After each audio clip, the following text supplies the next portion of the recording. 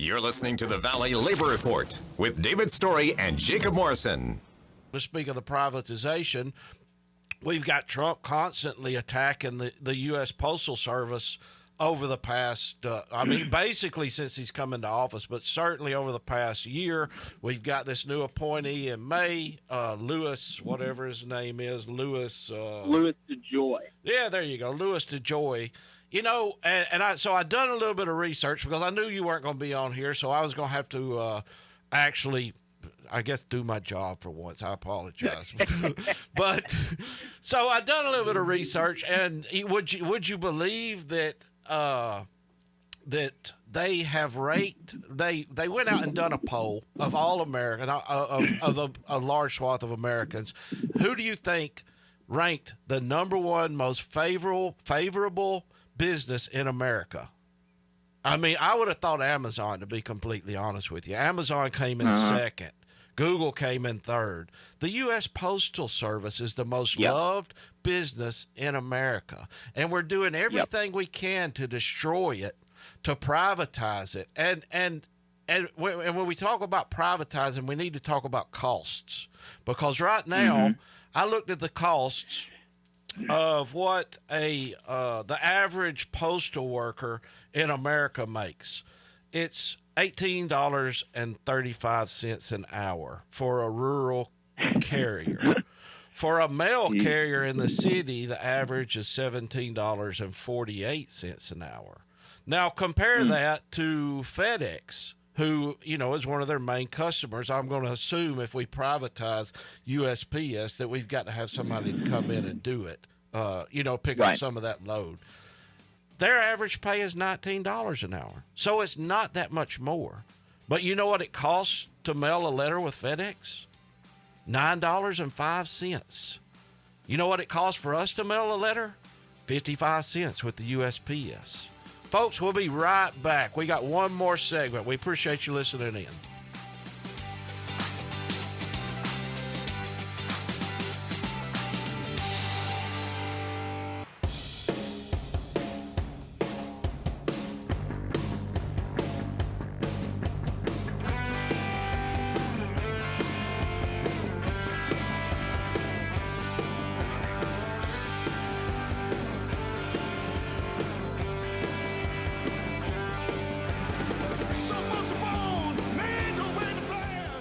Good morning and welcome back to the Valley Labor Report. My name is David Story.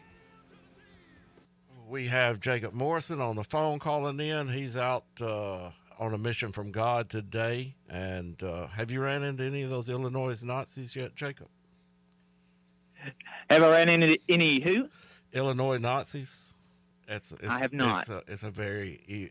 It's a very old, anybody my age would get that, and they're probably out there laughing in their car right now. But my daughters get it because I forced them to watch the movie. Before we went into the commercial break, we were talking about the privatization of the U.S. Postal Service and how Trump and all of his cronies are wanting to privatize that. And we were talking about the average wages of the workers. The average wage of the mail carrier, roughly $18 an hour. The average carrier of FedEx, roughly $19 an hour. A little bit more, but $1 an hour don't make up for 55 cents to mail a letter compared to almost $10 to mail a letter. So where does all that extra money go?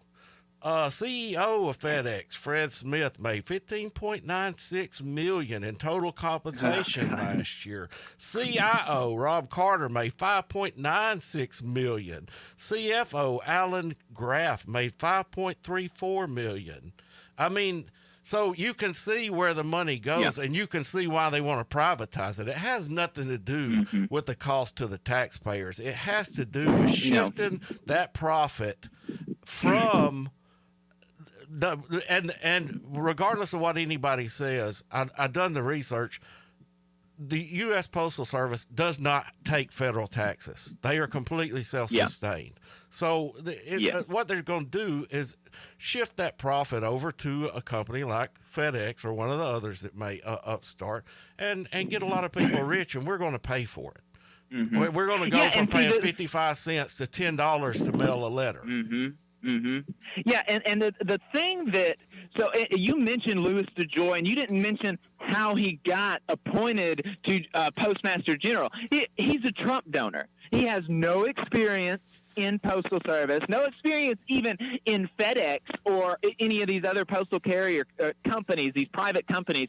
He is just some bigwig Trump donor who was one of the biggest Trump donors in 2016, and now he's got this big cabinet position. That's his only qualification for this job.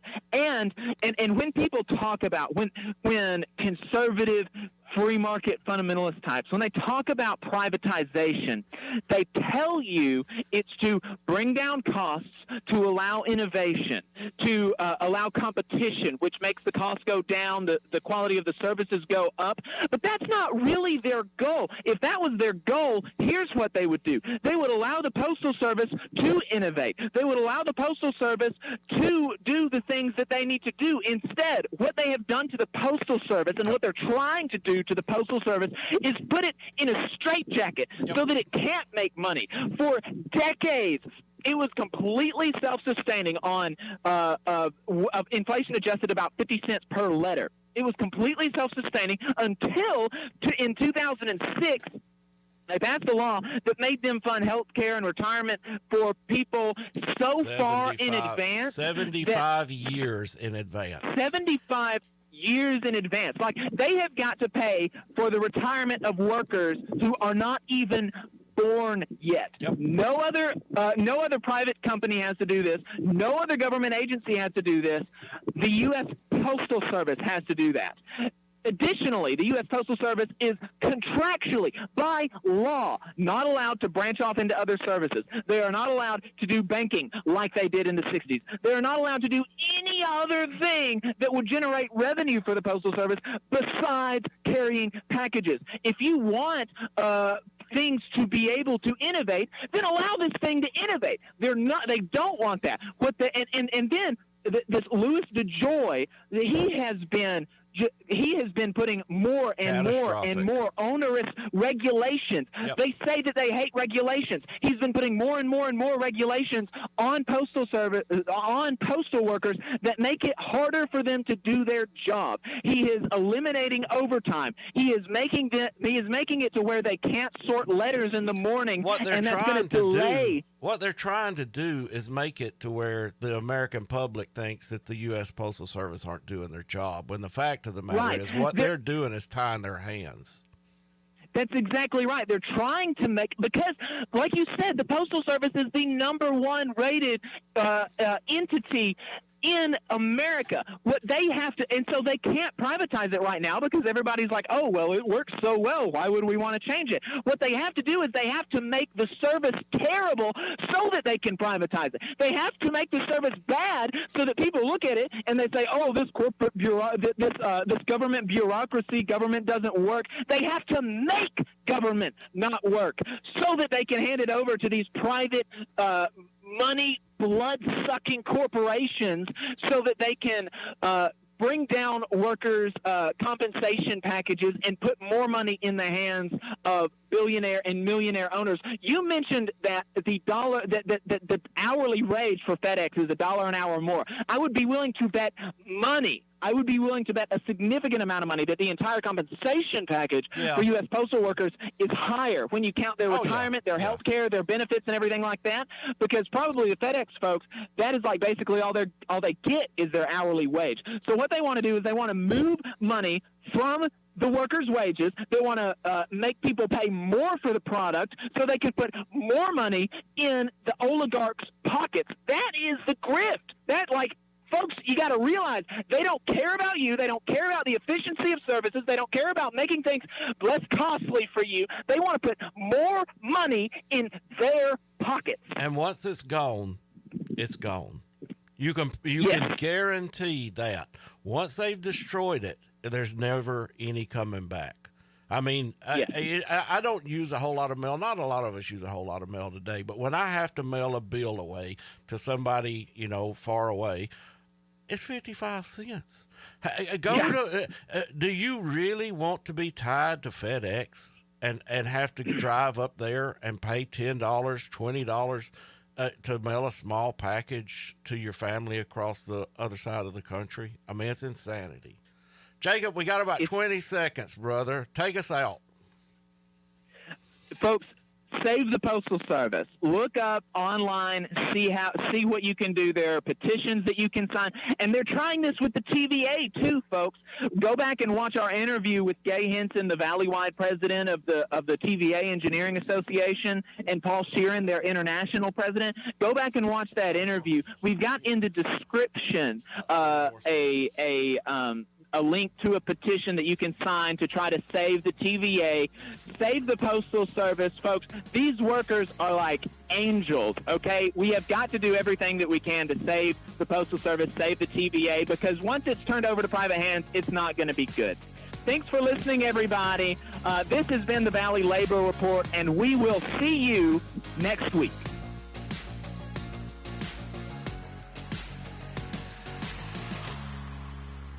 Thanks for tuning in. We appreciate your time. If you want to see what we're up to throughout the week and get our snide quips about the news of the day, then you should follow us on social media. We're on Facebook at facebook.com/Valley Labor Report. We're on Twitter at Labor Reporters. I'm on Twitter at JacobM_AL. David is on Twitter at Radical Unionist. That's spelled RADICL Unionist. If you missed part of the show and want to go back and watch it later, search YouTube for The Valley Labor Report and subscribe to our channel. You can go back and watch the full show there, and we also clip segments throughout the week. And we also upload the program on more than 11 different podcasting apps. So you can see if we're on your listening platform of choice. You can go to thevalleylaborreport.transistor.fm/subscribe.